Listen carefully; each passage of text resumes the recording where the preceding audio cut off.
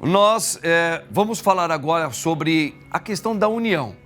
E temos algum VT preparado? Já vamos direto, para você se familiarizar sobre o assunto, nós falamos muito de união, mas parece que o mundo está ao contrário. Dá uma olhadinha nisso aí.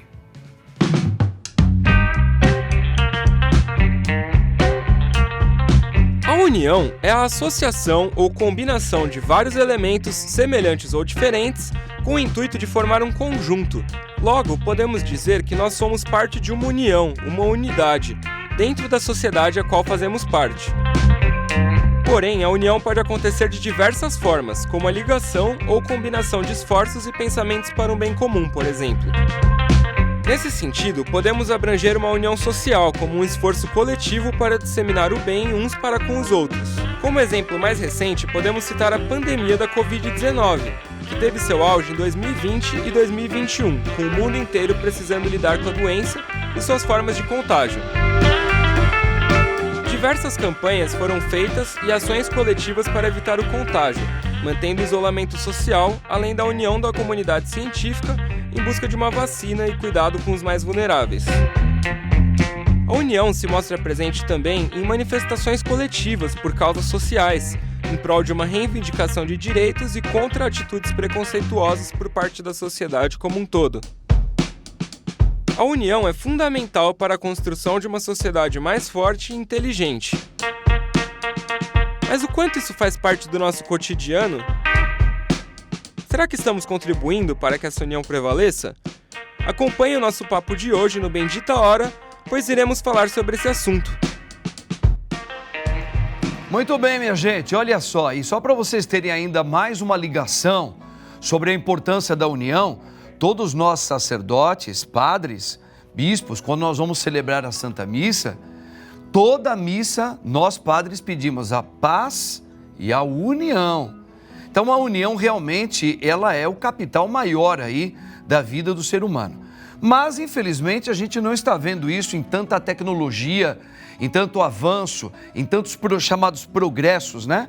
Parece que os seres humanos estão cada vez mais desunidos. Por isso, eu tenho a alegria aqui mais uma vez de ter esse super competente teólogo e amigo da Rede Vida e Televisão aqui, nosso querido Luciano Stein. Luciano, boa tarde, meu querido.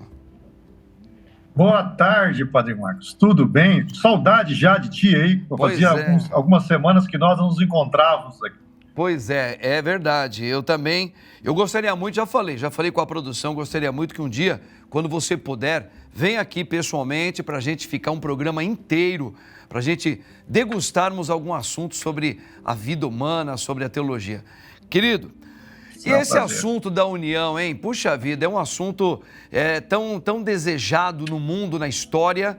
Agora eu pergunto para você, Luciano, qual é o verdadeiro sentido dessa palavra união e como verdadeiramente, como seria, o que é e como poderemos um dia chegar a essa tão desejada união? Bom, os sentidos são os mais variados para nós pegarmos a epistemologia da palavra ou para estudarmos e fazermos uma ideia filosófica do termo. Mas o fato é que a união, ela é a integração de mentes e corações. É quando você consegue unir propósitos, juntar propósitos, onde as diferenças elas deixam de existir por um bem maior, por uma ideia superior. E isso é fundamental para qualquer planejamento, seja ele familiar, profissional, religioso. Aonde não houver essa unidade de mente e de coração, não há como ter continuidade. Tudo quebra se não houver essa integração. É tão importante que o próprio inferno se utiliza dela. Quando acusaram Jesus de expulsar demônios por Belzebu, o maioral dos demônios, Jesus disse assim para eles: olha, se eu expulso demônios por Belzebu, logo Satanás está dividido e a sua casa não vai prevalecer, não permanece. Então Jesus está ensinando que o próprio inferno sabe que sem unidade ele não permanece sendo mal. Imagine aqueles que são os filhos de Deus. Porque a partir do momento em que começam a ocorrer divergências que não são acertadas por uma causa maior, logo a base vai rachar e o projeto não permanece. Todo lugar que nós observamos a unidade, nós vemos força. O salmista chega a dizer assim: ó, quão bom e quão suave é que os irmãos vivam em união. É como óleo precioso que desce sobre a cabeça e sobre a barba de Arão e sobre as golas de suas vestes, como o orvalho do Hermon sobre os montes de Sião, pois ali o Senhor ordena a bênção e a vida para sempre. A Bíblia diz que quando as pessoas se unem, Deus se faz presente. E quando Deus se faz presente, ele traz consigo a sua força, a sua graça, o seu refrigério, e tudo fica melhor.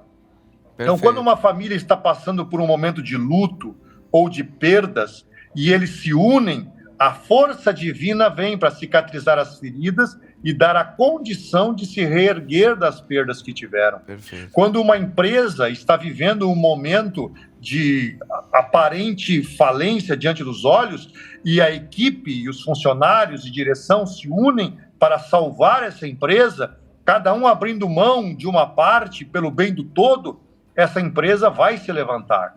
Qualquer nível de relacionamento, quando as pessoas decidem conectar mente e coração, que é a razão, o pensamento, o propósito e as emoções, os sentimentos, em prol de um resultado em comum, a força divina se manifesta entre eles. Legal. Ô, Luciano, é muito simples para a gente analisar, pegando o exemplo bem no momento que a gente fala sobre futebol, daqui a pouco é um assunto que nós vamos tratar, e a gente vê que é fácil você, como brasileiro, entre aspas, você estar unido no mesmo ideal, torcermos para o campeonato, mais um campeonato mundial do Brasil. Mas esse tipo de união, ela é fácil. Mas você entrou num ponto aí que o grande desafio é justamente você perceber que mesmo no país onde somos brasileiros todos, nós somos bem divergentes em vários tipos de pensamentos e procedimentos. É essa união que até nós estamos o tempo todo acionando pela fé e lutando com todas as forças da gente, não é? Sim, eu já tive a oportunidade, o privilégio de atender grandes clubes de futebol. E todos eles que se mostraram vencedores, se mostraram porque havia um vestiário unido. Os atletas, a comissão técnica, a direção, tinha um propósito e colocavam de lado as questões pessoais, o estrelismo pessoal, pelo bem comum, pela unidade do grupo. Assim como vi também vestiários rachados que levaram grandes equipes a ter problemas. Esta é uma verdade. Então, quando nós aplicamos isso para a nossa vida, porque unidade está se falando de um time, de uma equipe, seja uma família, uma igreja ou um clube de futebol, não importa, um partido político, uma nação, se não houver unidade, não permanece. E como é que é possível eu manter a unidade? Eu preciso saber abrir mão de interesses pessoais em prol de um interesse comum aonde eu estou inserido.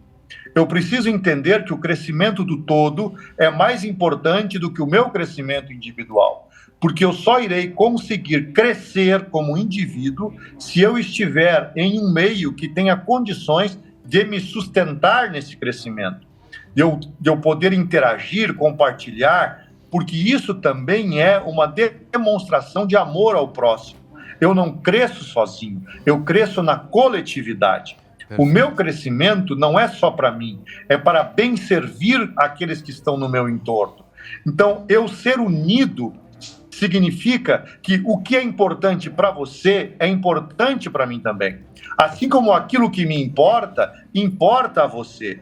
Quando isso é aplicado na base, na família, na educação, na fé, em todas as áreas de trabalho, ou sejam elas quais forem, não há como você não conseguir usufruir dos resultados pelos quais você está lutando. Perfeitamente. Mas quando começam a prevalecer os sentimentos pessoais, a desunião, o partidarismo, os desdobramentos de divisão são manifestos e não há como permanecerem juntos. Perfeitamente. Como disse Amós no capítulo 13, verso 3, poderão andar dois juntos se não houver entre eles acordo?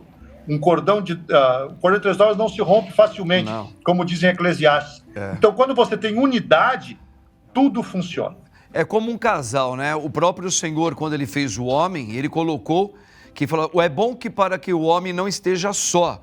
Então ele colocou o homem unido com a mulher. E aí entrou nesse aspecto que você falou, como, que é justamente você às vezes abrir mão um pouco dos seus próprios ideais, que talvez a vida inteira você defendeu, para que você possa, unido com uma outra pessoa, perceber o que é a união. Às vezes eu vou ter que abrir mão de algumas coisas que eu muitas vezes não abriria mão, que eu gosto muito, para adequar um pouco aquele outro lado, e aquele outro lado também precisará abrir um pouco espaços para que essa união aconteça. Você entrou assim, você foi bem no caroço, né? É muito interessante mesmo a gente fazer esse estudo, né? Porque se existe união, se é pedida a união, é porque existe o contrário dela no dia a dia. É porque o homem, ele é egoísta. Porque nós, seres humanos, temos essa tendência de vivermos isolados. Não é isso mesmo? Olha, Luciano, eu não sei se... Deixa eu perguntar aqui. Posso fazer outra pergunta aqui para o nosso querido Luciano? Dá tempo? Ó, Luciano, nós temos um VT que ele vai vir agora, acho que fazer um fechamento junto com você aí, ó. Olha lá, dá uma olhada no VTzinho. A paz é urgentemente necessária porque em nossos dias todo conflito militar ou ponto de tensão e confronto necessariamente terá um efeito dominó pernicioso e comprometerá seriamente o sistema de relações internacionais. As 100 delegações de 50 países presentes na cúpula trienal, onde estiveram representantes do Islã, do judaísmo e do budismo, entre outras confissões, adotaram por maioria uma declaração que pede aos líderes mundiais que abandonem toda a retórica agressiva e destrutiva que leva à desestabilização do mundo.